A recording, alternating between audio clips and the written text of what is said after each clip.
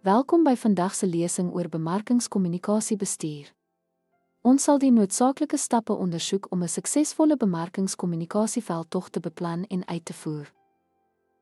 'n Bemarkingskommunikasieveldtog verbind jou handelsmerk en teikengehoor wat persepsies beïnvloed en aksies aandryf. Kom ons delf in die stap-vir-stap proses. Eerstens, definieer jou doelwitte en doelstellings. Bepaal of jy mik vir handelsmerkbewustheid, verhoogde verkope, leidgenerering of kliëntelojaliteit. Duidelike doelwitte lê die grondslag vir sukses. Ken vervolgens jou gehoor.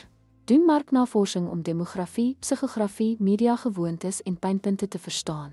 'n Goed gedefinieerde koperpersona pas jou boodskap effektief aan. Skep 'n dwingende boodskap wat by jou gehoor aanklank vind. Fokus op die voordele van jou produk of diens en spreek spesifieke behoeftes en begeertes aan. Hou dit duidelik, bondig en konsekwent. Kies die mees effektiewe kommunikasiekanale. Dit kan insluit tradisionele media soos stif- en drukwerk of digitale kanale soos sosiale media en e-pos. Oorweeg begroting en gehoorvoorkeure. Integreer en evalueer jou veldtog.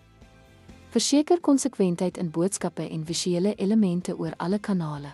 Spoor sukses op en meet dit teenoor jou doelwitte, data te gebruik om te verfyn en te optimaliseer. Deur hierdie stappe te volg, sal jy skep impakvolle bemarkingskommunikasieveldtogte. Onthou, dis 'n deurlopende proses. Pas jou strategie aan en verfyn dit gebaseer op evaluering en terugvoer. Dankie.